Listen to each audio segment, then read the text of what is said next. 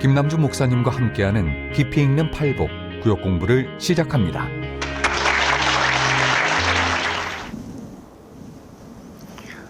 안녕하십니까 성도 여러분. 벌써 깊이 읽는 팔복 5장으로 들어가게 되었습니다. 절반을 넘었죠. 그런데 성도 여러분, 그거 아세요? 한 7, 8년 동안 부르짖었던 욜로가 무슨 뜻인지 아시죠? 당신 생애에서 당신 생애는 한 번뿐이다. 그러니까 잘 즐기며 살아라. 저는 그 유행이 지금 사라져가고 있는 거 아세요? 이제 더 이상 웬만한 사람은 욜로를 부르짖지 않습니다. 그럼 욜로 이후에 뭘 잡아야 될 것인가? 아직 그 길이 보이지 않습니다. 그런 점에서 이 팔복을 공부하는 것이 우리에게 굉장히 적실한 것이다. 이렇게 생각합니다. 하버드 대학교에서 50년에 걸쳐서 자기 학교 졸업생들을 추적을 했습니다. 그리고 결론을 얻었습니다. 일단 지금 현재로 연소득 9,000불이 넘어가면 더 이상 수입이 행복에 영향을 끼치지 않는 것으로 나왔습니다. 그러면 행복이 어디에 있느냐? 놀랍게도 사람들과의 관계에 있다라는 걸로 결론이 난 거예요. 가족관계, 그 다음에 친구관계, 그 다음에 또 다른 이웃들과의 관계, 이런 거죠. 근데 잘 생각해 보세요. 그럼 그 관계를 좋은 관계가 되기 싫어하는 사람이 있을까요? 나는 한번 태어났는데 모든 사람하고 최악의 관계만 맺으면서 살아가야 되지. 그런 사람이 있겠습니까? 없죠. 모두 좋은 관계를 맺고 싶어요. 근데 안 돼요. 왜 그런지 아세요? 관계라고 하는 것은 사람 됨에서 나오는 거예요.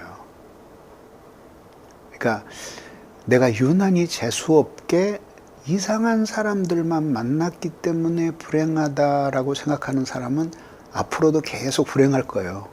왜냐하면 그것은 팩트가 아니라 미신이에요. 완벽하게 훌륭한 사람만 만나는 사람도 없고, 날 도둑놈들만 만나면서 평생 사는 사람도 없어요. 결국 그런 관계를 결정하는 것은 나의 사람됨이다 이거죠. 물론 내가 사람이 참 좋고 만난 사람도 너무 좋을 경우에는 훌륭한 관계가 성립이 되고, 나는 그런데 저 사람이 안 되면은 내가 힘든 관계가 되고, 또 반대로 저 사람은 괜찮은데 내가 안 좋은 사람이면 저 사람을 지옥처럼 만들겠죠. 결국 행복은 사람 됨에서 나온다. 이런 점에서 저는 이 책이 욜로 시대의 대안이라고 생각됩니다. 공과를 하기 전 여러분들에게 기쁜 소식을 알려드리겠습니다. 책이 나왔습니다. 광고에서 보셨겠지만 광고에서 보는 것보다 훨씬 예뻐요. 요렇게, 그리고 요렇게, 그리고 여기가 헝겊으로 되어 있습니다. 제가 여태까지 제 책을 100권 가까이 냈는데 이 책만큼 예쁜 책이 없었어요. 정말 예뻐요. 그리고 아주 이 그립감이 매우 고급져요. 그리고 이 책은 205페이지인데 이게 289페이지입니다. 그러니까 얼마나 그 양도 많이 변경하지는 않았지만 어떻든 그렇게 됐어요. 그리고 이 책을 제가 18교를 받습니다. 그래서 현상금을 걸겠습니다. 여기서 오자가 생긴 거를 찾아내시는 분들에게는 그 구하기 어려운 열린 공간 소금빵 하나씩을 드리겠습니다. 그러니까 찾으셔서 여기 우리 홍보실로 보내주시기 바랍니다. 더 기쁜 소식 알려드리겠습니다. 오늘 이 책 공과 공부 끝나고 30분 여유를 드릴 테니까 30분 안에 이 팔복을 공부한 여태까지 팔복을 이 책 가지고 공부했잖아요, 그죠? 뭐 다 읽지 않으신 분들도 있겠지만은 이 책을 여태까지 공부하면서 읽은 거에 대한 리뷰를 써서 홍보실로 보내시면 그 중에서 10명을 추첨해서 이 책을 주일날 받아가실 수 있게 해드리겠습니다. 괜찮겠죠? 예, 예. 보내드리진 않고요. 열린교회에 와서 찾아가시게, 그리고 개별적으로 연락을 드리겠습니다. 예, 기쁘죠? 박수 안 치세요? 네, 예. 제 5장 의에 줄이고 목마른 자이죠, 그죠? 예, 우리 같이 한번 읽어보겠습니다. 시작. 의에 줄이고 목마른 자는 복이 있나니 그들이 배부를 것이며, 이렇게 되어 있죠. 자, 그럼 봅시다. 자, 의에 줄이고 목마른 자는 복이 있다 그랬습니다. 자, 먼저 우리 여기서 주목해야 될 게 몇 단어가 있겠죠. 자, 의란 무엇일까? 두 번째, 줄이고 목마르다고 하는 것은 무슨 뜻일까? 세 번째, 복이 있나니 했는데 그 복이 도대체 뭘까? 네 번째, 배부를 것이며 했는데 그게 도대체 무슨 뜻일까? 이렇게 네 가지 정도로 축약이 되는 거죠. 그렇죠? 예. 그러면은 이제 먼저 의가 무엇인지에 대해서 생각을 먼저 해보겠습니다. 앞에 나온 게 뭐였죠? 심령이 가난한 자는 복이 있나니, 그 다음에 애통하는 자는 복이 있나니, 그 다음에 온유한 자는 복이 있나니, 그 다음에 의에 줄이고 목마른 자는 복이 있나니. 자, 이렇게 네 개예요, 그죠? 그러니까 그 바로 앞에 나온 복이 바로 온유한 자였잖아요, 그렇죠? 그 온유한 자의 마음의 특성과 의에 줄이고 목마른 자의 특성은 결코 나뉘어지지 않는다는 거예요. 그래서 결국 이것은 뭐냐면 온유한 자의 부드럽고 친절한 마음 속에 있는 열망이에요. 자, 이게 왜 중요하냐면요.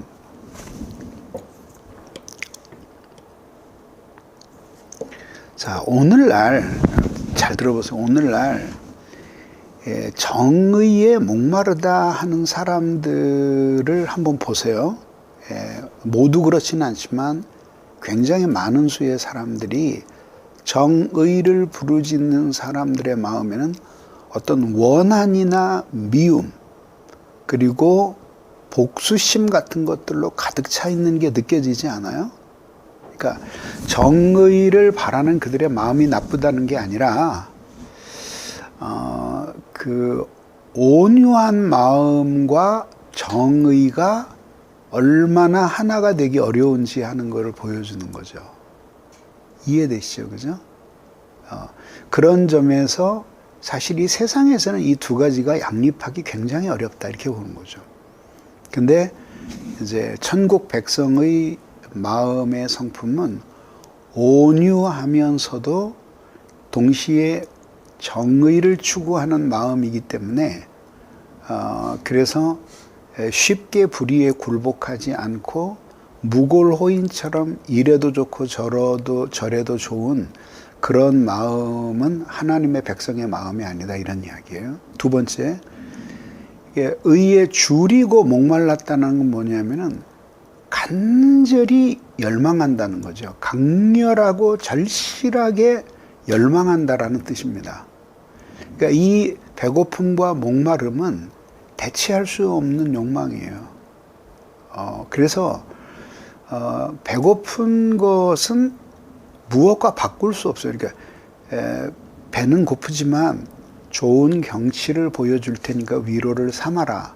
말이 안 돼요. 목마르지만 그러나 너를 내가 모든 사람에게 영광을 받게 해줄게. 그걸로 목마름을 대신할 수 있겠니? 라고 물어보면 그건 할 수 없는 거죠. 그죠? 예. 그런 점에서 이제 인간의 가장 기본적인 욕망, 무엇으로도 대체할 수 없는 욕망을 목마름과 줄이고 목마름으로 표현하셨다는 것은 의미 있는 것이죠. 그래서 그 밑에 보면 같이 한번 읽어봅시다. 시작. 신자에게는 음식으로 채울 수 없는 배고픔과 음료로 해결될 수 없는 하나님의 의에 대한 갈증이 있어야 합니다. 이거죠. 그래서 요한복음 4장 34절에 보면 다들 이제 제자들이 뭘 어떻게 먹을까 하고 고민을 할 때 예수님이 이렇게 말씀하시죠. 내 양식은 나를 보내시는 이의 뜻을 행하며 그의 일을 온전히 이루는 이것이라. 그것으로서 나는 배부르다. 그러니까 이제 제자들이 육적 양식을 가지고 이야기하니까 예수님은 영적 양식을 가지고 말함으로써 교훈하신 거예요. 그러니까 너희들이 육신으로 배고픈 것에 대해서 그렇게 민감한데 하나님의 뜻을 이루는 일에 대해서도 이렇게 민감하느냐? 이렇게 물어보시는 거죠. 이해되시죠? 그죠? 예. 그 다음 보겠습니다. 의라는 말이 나와요. 그 다음 이제 의는 그리스어로 디카이오시네라고 하는 단어예요. 성경에 아주 많이 나와요. 그래서 디카이오라고 하면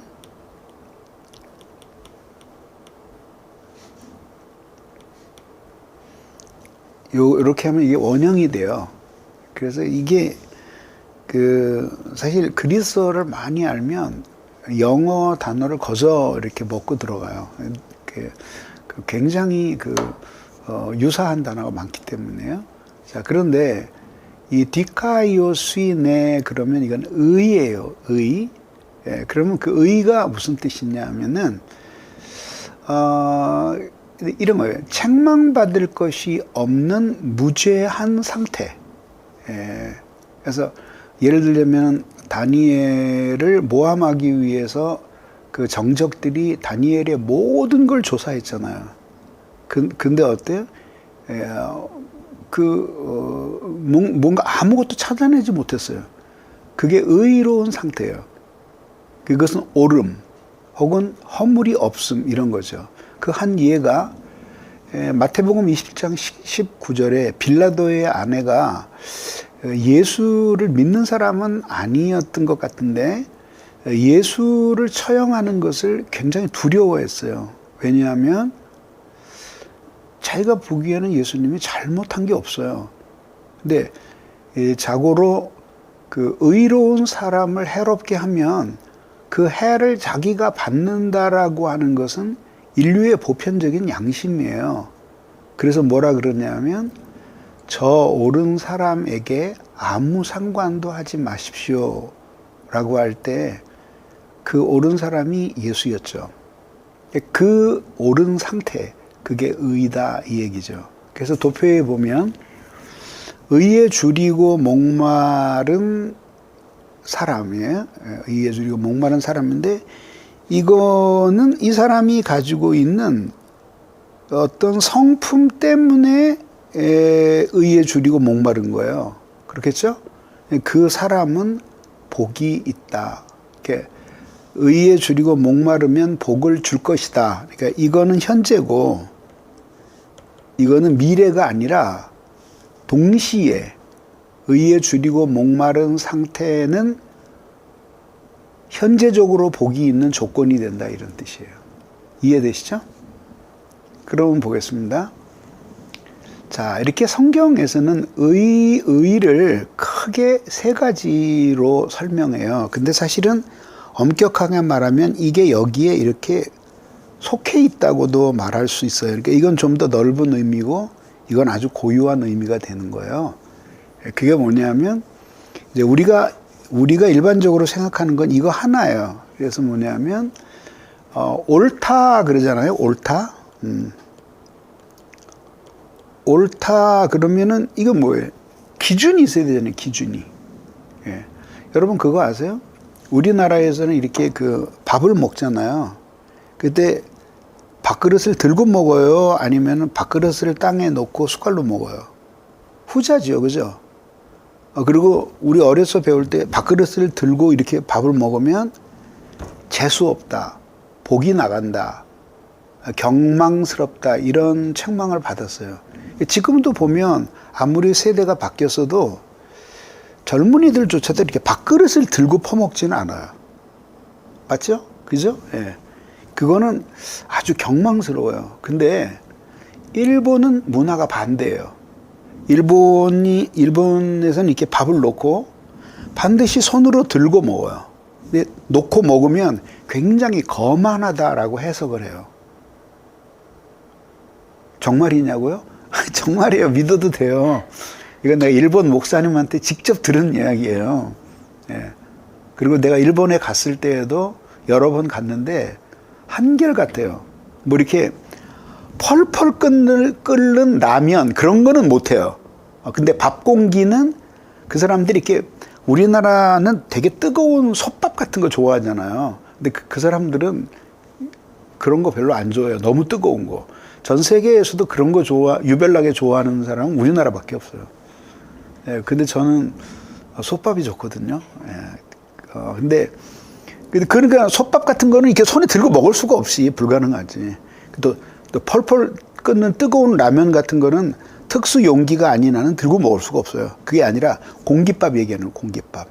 예, 여러분 규동이라고 드셔보셨죠? 그거 원래 일본 사람들이 막 펄펄 끓는 뜨거운 밥에다가 안 해요.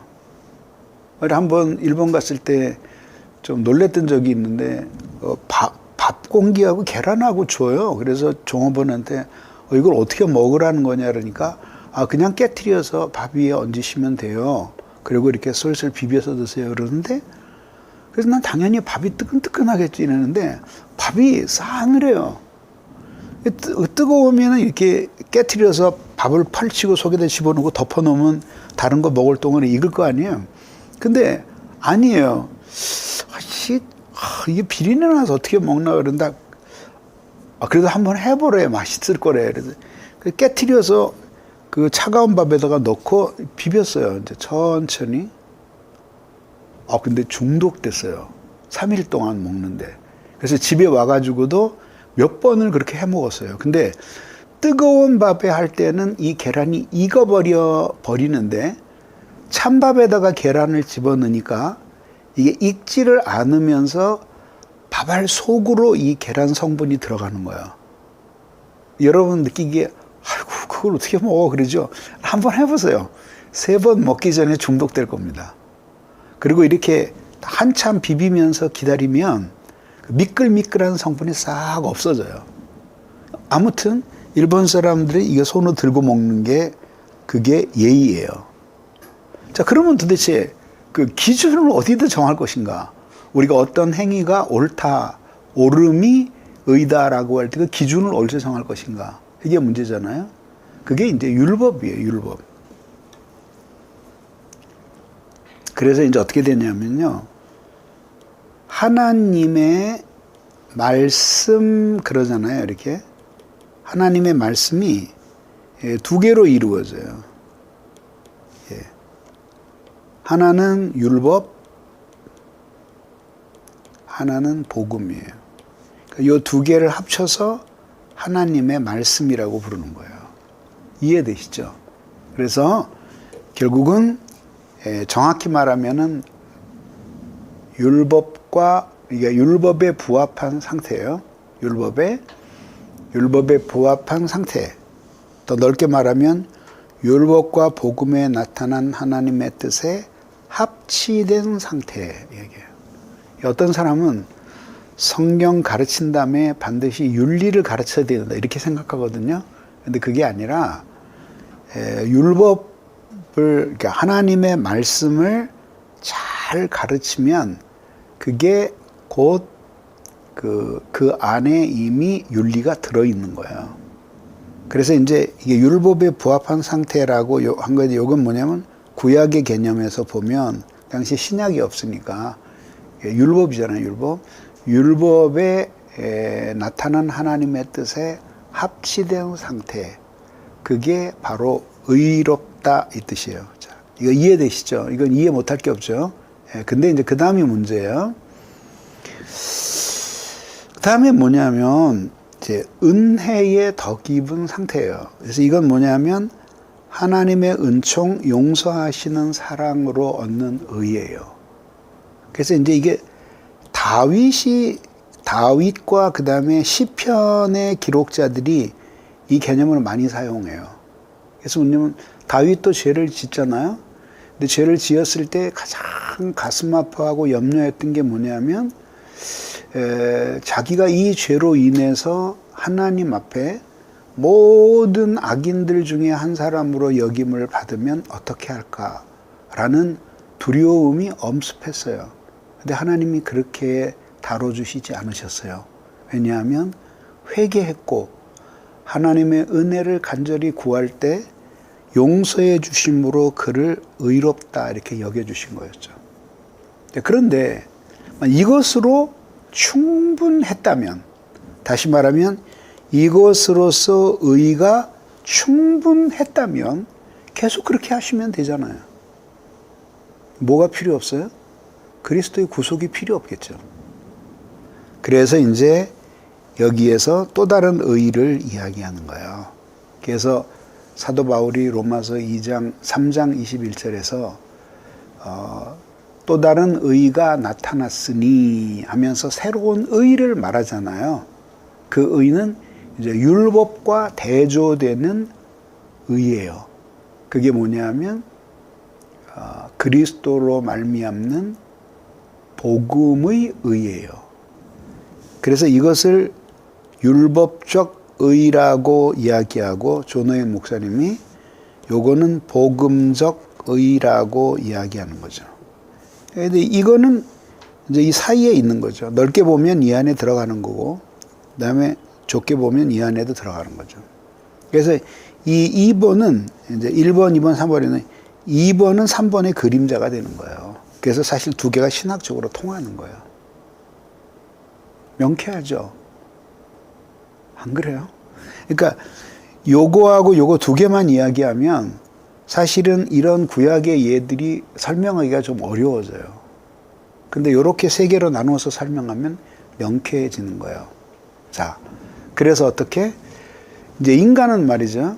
죄를 지을 수 있는 능력은 있는데 그 죄에 대한 대가를 치른 능력은 없어요.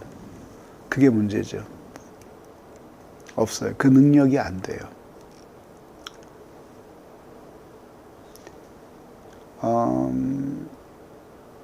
최근에 F-15K인가요? F-16K 같은데요. 비행기 한 대가 추락했어요. 추락할 이유가 없어요. 근데 면밀히 조사를 했더니 그 볼트 하나를 빠뜨린 거예요. 그 빠진지도 모르고 여태까지 운영을 한 거예요. 10년이 넘도록. 그러면 그건 이제 끝까지 규명해 가면 공장에 나올 때서부터 그 비행기만 빠진 게 아니라 그 기종이 전부 다 빠진 것 같아요. 그러면 결국은 누군가가 실수를 했겠죠. 근데 F-16K의 비행기 값이 얼마인지 혹시 아세요? 전 잘 모르겠어요. F-15K가 한 F-35가 한 1200 정도 되고 F-15K도 뭐 1000억은 가는 걸로 알고 있어요. 근데 그 사람이 잘못했지만 그걸 변제할 능력이 있을까요? 월급을 차업 붙이면 아마 10대에 대물림하면서 갚아도 못 갚을 거예요. 그런 것이 바로 이제 인간의 그런 걸 무한대로 확대해 보면 인간이 죄를 짓지만 그 죄를 대가를 치를 수 있는 능력은 인간에게 없는 거죠. 그래서 뭐 잡아다가 형벌을 내리기는 하겠지만 그런다고 뭐 살인죄 같은 경우 그 사람을 뭐 그 아무리 여러 번도 한 번 죽인다고 해서 죽어난 사람이 다시 살아나지는 않죠. 지금 우리 그 이태원 압사 사건 때문에 지금 계속 국정조사를 하고 있는데 죽은 사람만 허무하죠. 뭐 살아있는 사람 뭐 제가 보기엔 뭐 사형당할 사람은 없어요. 근데 또 설령 유죄 판결을 받아서 복역을 한들 뭐 그 죽은 사람이 다시 살아나겠어요? 그러니까 인간 세상에서도 자기 죄를 짓지만 사실 그걸 갚을 수는 없는 거예요. 죄의 특성이에요.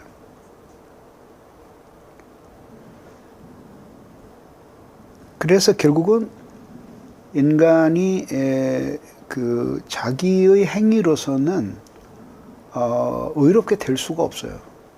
그래서 결국은 세상세를 짊어지신 어린 양이 대신 죽으신 십자가로 획득하신 그 의를 믿는 자에게 나누어 주시는 거죠. 잘 들으세요. 왜냐하면 내가 예수 그리스도를 믿으면 내가 하나님을 믿으면 하나님이 그냥 그 대가로 의를 주시는 것이 아니라 내가 하나님을 믿으면 그리고 하나님이 이미 그리스도의 구속을 통해 이루신 그 의를 예수 그리스도를 통해 나누어 주시는 거예요. 이거를 어려운 말로 의의 전가라고 불러요.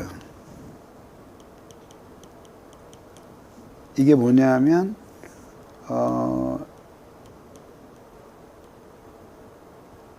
전해지는 건데 전가예요. 이렇게 써요.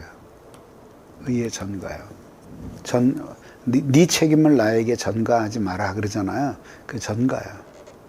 그래서 이제 여기 보면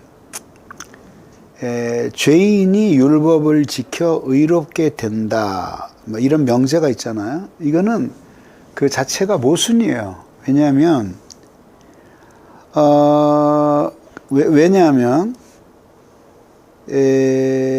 우선 그 죄인이면 율법을 지킬 수가 없고 모두 지켜야 되는 거죠. 그러면 죄인이면 율법을 지킬 수가 없고 만약에 율법을 지킬 수 있다면 죄인이 아니에요. 그러니까 이 문장 자체가 모순이다 이거죠. 그러면 자 여기 이렇게 볼 때 그러면 결국 인간이 이거는 인간이 지금 획득할 수가 없어요. 그리고 이것은 이미 과도기적인 것이고 그러면 우리가 유일하게 획득하여야 할 의는 이거라는 결론에 이르게 되는 거죠. 그러니까 이것에 대한 감사로서 우리들이 의롭게 살아가는 거예요. 그게 성화의 생활이에요. 다음 보겠습니다.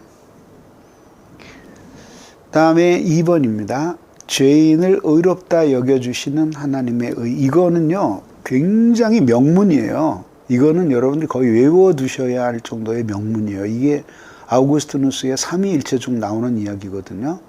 그러니까 제가 줄을 칠 테니까 천천히 읽어보세요. 천천히 시작. 하나님은 인간의 지성이 그분께 참여하여 의로워지듯이 당신의 지혜에 참여하여 지혜로워지는 분이 아니시다. 자, 여기부터 해설할게요. 이게 무슨 뜻이냐면 이 지성은 하나님의 지성이 아니라 인간의 지성이에요. 그러니까 무슨 뜻이냐면 하나님은 모든 것을 알고 계시잖아요.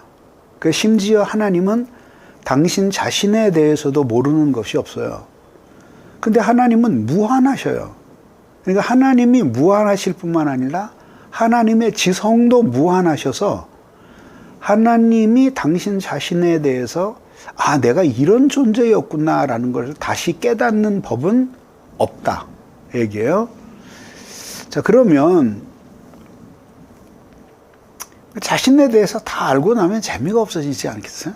근데 또 그건 또 아니에요. 왜냐하면 하나님은 무한하시기 때문에 당신의 암도 무한하신 거예요. 자, 그런데 다시 도표로 돌아가 보세요. 그런데 인간의 지성이 뭔가 진리를 발견했다 할 때에는 뭐냐면 그분께 참여해서 발견되는 거예요. 이해되시죠? 그분께 참여한다는 말이 무슨 뜻인지 아시죠? 내가 뭔가 진리를 발견했는데 그건 이미 하나님 안에 다 있는 거예요. 하나님이 모두 알고 계시는 거예요. 근데 나는 몰랐어요. 근데 그거를 내가 하나님의 은혜의 도움으로 깨닫게 되었어요. 계시를 통해서, 조명을 통해서 깨닫게 되었어요. 그러니까 그건 뭐예요?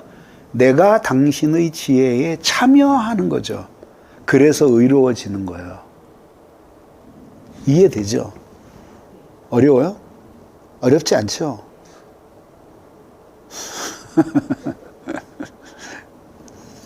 그 다음에 해보겠어요.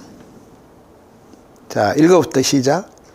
그러나 정의에 관하여 말할 때에는 하나님 자신이 친히 의로우신 그 정의뿐만 아니라 불경건한 인간을 이게 이롭다가 아니라 의롭다요. 의롭다 해주실 때에 그에게 부여하신 정의도 하나님의 정의라고 한다. 좀 어려워요? 설명해 드릴게요. 잘 들어보세요. 제 설명을 듣고 나면 명쾌하게 얘기해 드릴 거예요. 자, 이제 지혜는 이제 이해됐죠. 그죠? 그래서 하나님은 자기 지성에 참여함으로써 예전에 몰랐었는데 내가 이런 존재구나. 이렇게 되시는 법은 없다. 근데 인간은 그 지성에 참여함으로 진리를 알게 된다. 그래서 지혜로워진다. 이해되죠? 그렇지만 정의는 달라요. 그래서 하나님이 친히 의로우시잖아요. 예, 그거를 하나님의 정의라고 불러요. 이해되시죠? 그건 맞잖아요. 하나님 자신이 친히 의로우시기 때문에 하나님의 정의 이렇게 말할 수 있잖아요. 그런데 의롭지 않은 인간이에요. 그게 불경건한 인간이라고 했는데 이런 인간을 이렇게 의롭다고 해주셔요. 불경건한 인간인데 의롭다고 해주셔요. 예. 어떻게? 하나님의 용서를 통해서 혹은 칭의를 통해서 이렇게 해주시는 거예요. 다윗의 예를 들어보면은 간음죄를 저지르고 하나님 앞에 불순종해서 인구조사를 하고 어쨌든 그렇잖아요. 그거 놓고 보면 불경건한 인간이에요. 근데 이 인간을 하나님이 악인 중에 하나로 여기지 아니하시고 너는 의롭다 이렇게 인정해 주시고 의인의 반열에 세우셔요. 그러면 하나님이 그에게 정의를 부여하신 거예요. 예. 그러면 이 정의는 하나님에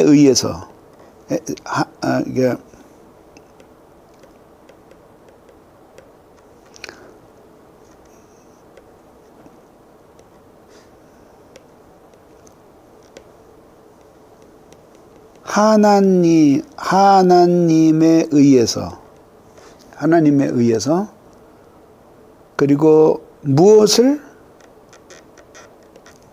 하나님의 의를 자기 의를 그에게 부여하신 거예요. 어떻게 회개하고 용서를 빌 때 하나님이 당신의 의를 다윗에게 부여하신 거예요. 그것도 다윗의 정의라고 부르질 않고 하나님의 정의라고 부른다 이 뜻이에요. 그래서 시편에서 주의 의로 나를 구원하시고 주의 의로 나를 구원하셨나이다. 이게 많이 나오잖아요. 그때 이게 이거예요. 이게 하나님의 정의예요. 그래서 은총에 덧입은 의라 이거죠. 하나님의 은총 때문에 사실 우리는 의롭지 않은데 하나님이 의롭다고 우리를 여겨주신 거. 그렇게 해서 부여하신 정의. 그것도 하나님의 정의라고 부른다 이 뜻이에요. 이해되시죠? 예. 자, 그러면서 예수님 말씀하십니다. 복이 있도다. 그 의에 줄이고 목마른 자들이여. 이건 제가 이제 직접 사역을 한 거예요. 자, 그럼 여기서 잘 보세요. 그 의에 줄이고 목마른 자들이여 그랬잖아요. 여기에는 뭐가 포함된다는 거예요? 첫째는 뭐냐면 율법에 흠잡을 데가 없는 상태. 그 율법적인 의와 그 다음에 두 번째 의, 뭐냐? 복음적인 의, 이 모든 것들을 포함한다 이거죠. 이해되시죠? 예. 근데 이게 율법의 의는 우리가 완전하게 얻을 수가 없으니까 결국 이 복음적인 의가 우리가 얻을 수 있는 유일한 의라고 말할 수 있는 거죠. 그 의에 굶주리고 목마른 자들이여, 이렇게 나오는 거죠. 그래서 하나님의 정의가 세계 속에서 다 펼쳐지고, 근데 그 의가 어떤 식으로? 그의 은총에 더 입은 상태에서 모든 사람이 용서받고 정의로운 사회가 되는 것, 그것에 대해서 의롭고 목마른 자가 복이 있다 이거죠. 그럼 자기 두 영역으로 나눠서 얘기할 수 있는데, 자기 안에서는 거듭난 신자 안에서 생겨난 의에 대한 목마름. 이것은 왜 그러냐면 자기 안에 여전히 남아있는 죄에 대한 욕망 때문에 그렇다. 그 다음에 자기 안에서 하나님의 나라가 온전히 이루어지지 않음을 애통하는 거죠. 사회 안에서 두 나라 국민으로 살아가는 거죠. 왜냐하면 살고 있는 곳은 세상인데 정체성은 하나님의 나라의 백성이에요. 영으로는 하나님 나라에, 육으로는 세상 나라에 속해 있어요. 그래서 뭐냐면 이 영의 나라가 육의 나라를 지배하게 되도록 간구해야 되는 거죠. 은혜를 주신 목적은 세상이 주께 돌아와 순종하는 땅이 되도록 하나님 없이 살아가는 세상에 대한 애통함, 이거예요. 의에 줄이고 목마른 자의 만족. 어떤 두 가지인데 현재적으로는 추구하는 자는 지금 여기서 실현되는 만족을 누려요. 왜? 내가 이미 내가 의롭지 않은데도 하나님이 은총으로 나를 의롭게 덧입혀 주셔서 구원의 기쁨을 누리고, 또 다른 사람 안에서 이 하나님의 이 의가 이루어지는 것 때문에 마음이 너무 기쁜 거죠. 그래서 하나님을 사랑하는 사람은 모든 사람이 하나님께로 돌아오는 것에 말할 수 없는 기쁨을 느끼는 거죠. 그죠? 예. 그게 주기도문에 나오는 하나님의 뜻이 이루어지는 것이에요. 종말론적 만족은 세상 끝날에 하나님의 나라가 완성되고 우주적으로 실현될 때, 그때 우리는 한없이 즐거워하겠죠. 마지막 구절을 읽어봅시다. 시작. 인간과 만물은 그 영광을 회복하게 될 것이며 성도들은 최고의 복, 최고의 만족을 얻을 것입니다. 그래서 결국은 우리도 한때는 종이었습니다. 그리스도의 피로 구원하셨습니다. 의를 위해 살아가게 하셨습니다. 정욕을 따라 살던 나그네 같던 우리를 돌이키셨습니다. 하나님의 뜻대로 살 은혜를 주셨습니다. 앞으로도 그렇게 살 힘을 주실 것입니다. 자, 마지막. 디카이오 신의 책망받을 것이 없는 무지한 상태, 오름, 허물 없음, 이렇게 되는 거예요. 근데 이게 이제 율법인데, 이제 복음을 통해서 획득된 의도 똑같이 디카이오 시네라고 불러요. 다음, 의를 세 가지 측면에 생각해 봅시다. 은총에 부합한 상태, 율법에 부합한 상태, 은총에 덧입은 상태, 구속의 은혜에 덧입은 상태. 이 두 가지는 서로 통하는 거다 말씀드렸고요. 의가 실현되어야 할 두 방향을 설명해 봅시다. 자신 안에서, 사회 안에서. 의를 추구하는 자들이 누릴 종말론적인 행복에 대해 설명해 봅시다. 세상 끝날에 하나님의 나라가 완전히 이루어질 때 성도들은 최고의 복, 우주적이고 완전한 만족을 누리게 된다. 5번, 의를 추구하는 자들이 누릴 현재적인 만족은 무엇입니까? 지금 여기에서 실현되는 신령한 영혼의 만족이 있고 그리스도와의 연합에서 오는 평화의 기쁨이 있어요. 그리고 자신과 세상 안에 이룩되는 의 때문에 누리는 만족이 있습니다. 확장되는 하나님의 통치에 대해서 만족을 누리죠. 그러니까 가보지도 못한 나라가 저 우리 반대쪽 아프리카에서 사람들이 많이 구원을 받고 은혜를 받는다 그러더라. 거기에서 이제 만족을 누리게 되는 것이죠. 이번 한 주간도 주님의 은혜로 행복하게 사시고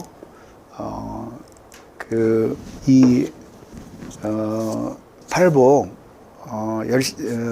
그 꼭 열심히 읽으신 소감을 뭐 이 책을 읽었어도 상관없어요. 근데 이 책을 이번 주에